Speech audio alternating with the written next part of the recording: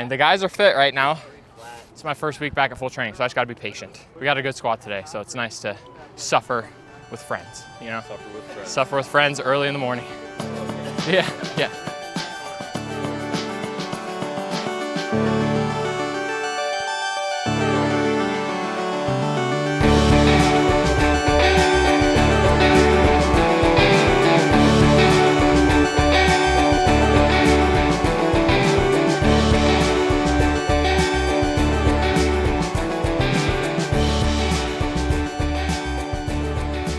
Okay, welcome back. Episode 2, Better Together, building towards the California National Marathon, CIM. I think it's in like 14 or 15 weeks. Training, though, is officially underway. The miles, they're mileaging. The intensity is climbing. It's picking up a bit. And this is where things can really get tricky. In the past, I've dropped the ball on the balance between recovery and intensity. And it has cost me in some of my most important moments. It's honestly one of those things that you don't realize it's a problem till it's actually a problem. You know, runners, myself included, are always just trying to find like that line. You know, how much can you train? How hard can you train before it actually starts to cost you? It is something that every runner needs to figure out for themselves personally, because everybody's line is a little bit different. What some runners can do, you may not be able to do, and vice versa. And so that's going to kind of be the topic of the vlog today, because I myself am making a pretty big jump in intensity and in volume this week. And I'm going to bring you guys along the ride as I navigate that and hopefully set some like good habits. I'm in the early stages of marathon training, and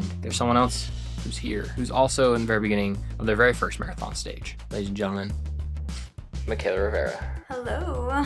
Yes or no, first week of marathon training? Yes, sir. The question is, that everybody's dying to know, is what are you most afraid of in this marathon, this marathon build? Actually, what are you most afraid of? Because you never ran a marathon. You never trained for one. I mean, I feel like it's pretty obvious. I'm most afraid of the distance. Like 26 miles is a long time. So. New training group at iStone, how's that been? Better. Wait, who do you prefer as a coach, me or Ed? I like you both. You guys are both No, good. who's your favorite? Well, I would say you both have strengths. Okay. All right, ladies and gentlemen, we know what that means. Okay. First workout of the marathon block this week. First workout of the marathon block this week for me as well. I mean, not really. I like to just like make things up. And I like to be like, this is the official start of my build, even though it's like, I've been doing workouts for a little bit. This is the first official week of marathon training. So wish us luck. Big day tomorrow.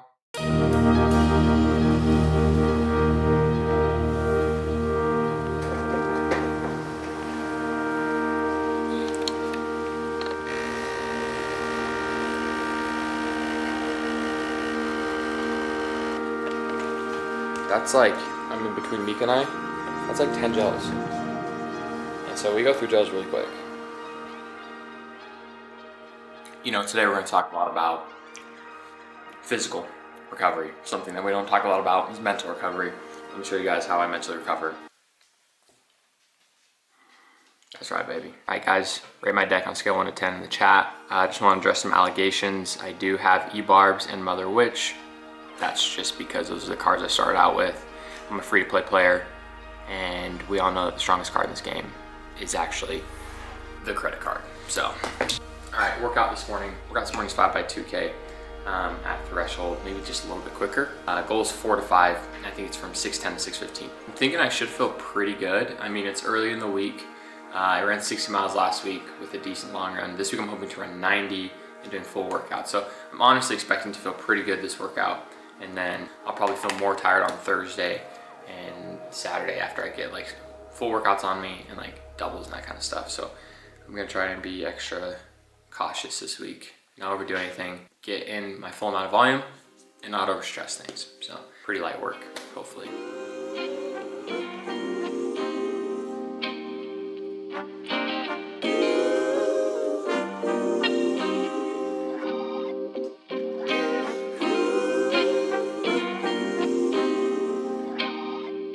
Curve. And the 200's like way far back too. Because normally it's like, It's just a really long.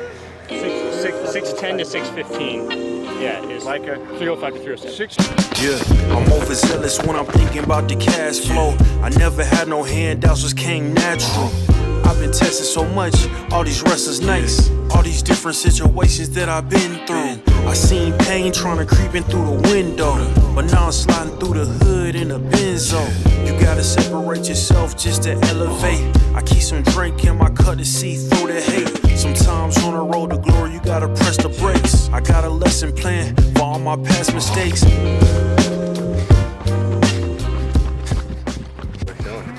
Feeling okay. Tired, but okay, yeah. Still a little quick this morning, but that's all right. No problem. Yeah, we'll get through it. That's all we need. We'll get through it.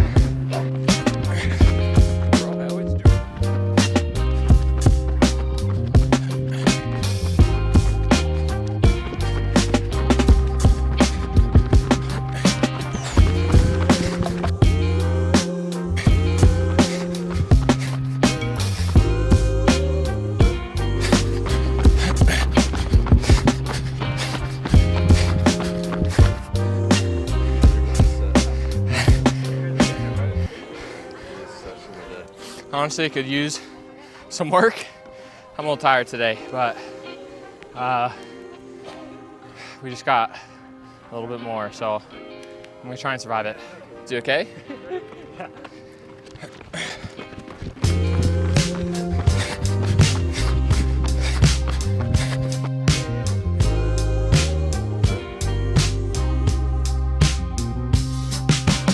Whew. Let's do this.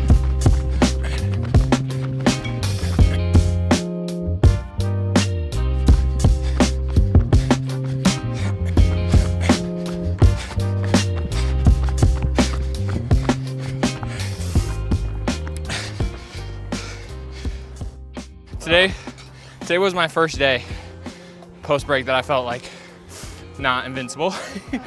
Well, Usually I've been feeling pretty good in these workouts. And you did it right where you were asked to do it. Yeah, but seeing you guys nail it better makes me want to nail it better. I'm 3 weeks into the grind, Yeah.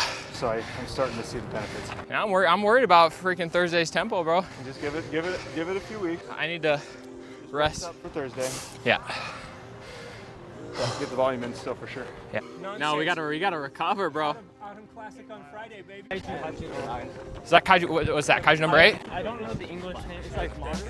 Roll the dice. Yeah, Kaiju number 8. Pacino.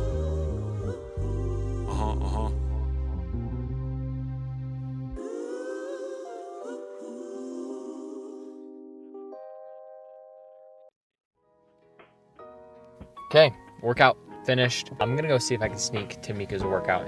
But first, let's do a little bit of a post-workout debrief. 5x2K, just barely 5x2K. I was seriously like, there was time in the workout I was like, oh, maybe I'll do 4. And there was a time I was like, okay, maybe I'll do 4.5. All between 6:07 to 6:15. So all within the pace range that we wanted today. We hit the paces, but to be completely honest, I did not feel as good as I wanted to trying to hit those. First rep, I went with them, stuck with them, didn't feel that good. Second rep, went with them, stuck with them, and I was like, might need to make an adjustment. By the time the middle of third rep happened, I was dropped a little bit. I could keep trying to push and maybe make it to 4, potentially risk blowing up, or I could just slow down, not force things. Step 1, honestly, in recovery is not to put yourself in a hole that you can't climb out of. Step number 1, okay? I'm of the opinion that you should never blow up in a workout. And if you blew up in the workout, adjustments probably needed to be made. And so in this workouts, adjustments needed to be made. And I made those adjustments, blowing up plenty of time in workouts before. And so really, I'm not trying to blow up. I'm trying to be able to get in the full amount of volume in the effort that I was supposed to. So I slowed down to match the effort, the threshold effort. I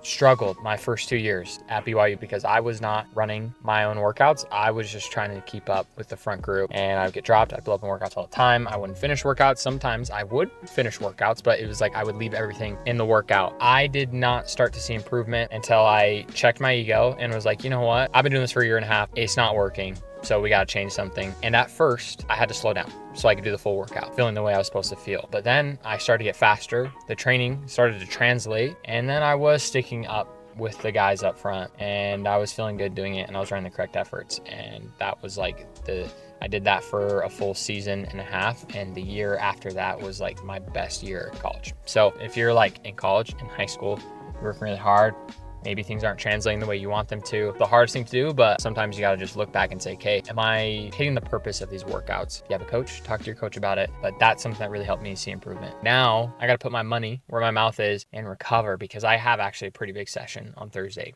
8-mile tempo. So. Guys, and then, hey, if I feel good, I'm gonna go Karen and Emily. So if you want that, Ted liked the idea, Corey yeah, liked the idea. I know it's like you first. Yeah. Okay. I know. I'm gonna start with Aubrey.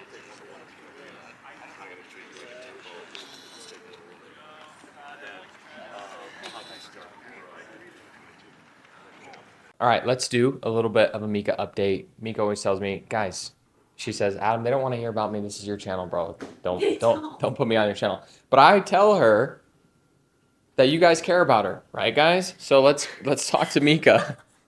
Hey. All right, workout. I don't feel like they want an update from me though. Just tell us how it went, okay? All right, workout was good. I thought I already talked to you guys about the workout. No, you talked to us before. Okay. Workout on Thursday was good. Did some 800s, and I was kind of nervous going in. I thought that it'd be a lot harder than it was, so I was happy that it felt pretty okay. My legs were a little bit trash because I did Pilates the day before, but besides that, it was good. So when it comes to balancing intensity and recovery, one of the biggest mistakes runners make is forgetting that stress comes from more than just running. Things like work, school, poor sleep, it all piles up and your body doesn't separate life stress from training stress. So if one goes up, sometimes the other has to come down. Another excellent example of this is the day before this week's workout, I spent the entire day beforehand on Labor Day helping my mom move houses. While I didn't end up doubling that day and I cut my mileage a little bit that day, I still ended up being tired for the workout the next day. It wasn't until after the workout that I realized how much of the non-running stress took it out of me. At the end of the day, the number one recovery tool isn't fancy gear. It's not supplements or even massage. If I start feeling like my energy levels are down, I feel tired, first thing I focus on is the big three, which is fueling, rest, and sleep. If you're not giving your body what it needs, enough carbs to replenish your energy, enough protein to rebuild, fluids to stay on top of it all, your body does not recover the way it needs to. As a marathoner or someone who runs high mileage or just runners in general need to be eating enough carbs because that's just what gives you the energy. And you need to be getting enough calories as well because that is what fuels your body and supports your training. Now, in terms of sleep, you can hit the perfect training plan, but if you're not sleeping enough, your body won't adapt either. Another thing that helped me balance recovery and intensity is structuring my training into cycles. Push my mileage and intensity for a couple weeks and then back down with a lighter week. This just gave my body a chance to breathe before building back up again. Everyone's always afraid to take breaks. Everyone's always afraid to take a down week, but honestly, your body absorbs training when it's resting, not when you're actually like grinding and putting yourself on it. And sometimes taking a step back in mileage or taking a step back in intensity actually allows you to get fitter. This can be counterintuitive sometimes. Every bit of hard work needs to be met with equal recovery. At the end of the day, I've said it once, I'll say it before, you need to look at recovery as a part of your training. The workout, it's only half the process. The real gains come from when your body absorbs that work, and that only happens when you let it. Hey guys, sorry to interrupt me yapping with more of me yapping, but I just want to give you guys a quick little update on how the rest of the week went. I had a pretty big workout on Thursday that I was really nervous about, and then I had a long run as well. So we hit 90 miles this week. It's 30 miles extra from what we did last week. Focus after Tuesday's workouts to really recover. But Thursday's workout, I felt really good. I started out a little more conservative just to make sure I wasn't gonna overdo anything, but I felt really good. I ended up running 5:06 pace for 8 miles, probably one of my best tempo workouts that I've done in a long time. And I felt good doing it, which is like the big thing about it. You guys already know what I did to get ready for that. I went to bed early. I ate a ton of food and I moved some mileage around, ended up working out well, and I felt good. Now, one thing I do quickly want to mention, and this may seem like a no-brainer to a lot of you, but my biggest advice is to take everything that I say, and honestly everything you probably see on the internet, no matter how credible the source may be, with a grain of salt. The advice that I give is just like based on my perspective, my experience with things. My perspective and experience when it comes to balancing training, recovery is going to be different from another runner's and another runner. Balancing intensity and recovery, that is something that's extremely individual. I spent a lot of the video talking about the big three because those are the things that have helped me the most. Really, if you are working hard, you're riding this line, okay? Key is not to go over the line, and to do that, you have to make adjustments. Cutting a workout a little bit is not gonna kill you. Adjusting the paces, they're not gonna kill you. Just like pushing too hard in 1 or 2 workouts isn't going to like completely ruin everything. It's just about making those adjustments as you go. I would definitely say I'm in the honeymoon stages of like getting ready for a marathon. Like I just started, energy levels are high. I'm not too tired or beat down from the training, but something that I've been thinking about as I've been editing this video, I've been thinking about this series as a whole. Even being able to train for a marathon is a privilege. There's a lot of people who can't do that. Heck, earlier this year, I wasn't able to do that. And running with people and having people to run with and work out with is also a privilege. It's looking back in the footage, and I was tired on my workout earlier, and having my teammates there, someone like Michael, who immediately wrote, "You got it, you're early, you're gonna be fine." And just having someone there to do that for you is really helpful. I'm sure you guys can see where this is going, but making this series for you guys, that's a privilege as well. I feel like a kid who works hard at school to make something, homemade for their parents or whatever. And they make it and it's creative or whatever. And then they present it to their parents like, "Oh, I made this for you. I hope you like it." And that is how I feel. And I hope it helps you guys. But obviously me trying to help you helps me in a way as well. Even if I'm not having my best workout, or, even if I don't have my best race, the content I'm trying to put out there is hopefully helping people. I am so unbelievably human. I wish I could be a superhero. There's a lot of people who I look up to who are just able to crush it always, feel good always, race amazing always. And I'm just so painfully human sometimes. I just mess up, I make a lot of mistakes, I do things that aren't always in my best interest. And so it helps knowing that I kind of have this outlet as well. So thank you guys for watching. Thanks for coming along this ride with me. This is the end of Better Together, episode 2. I'll see you guys next week.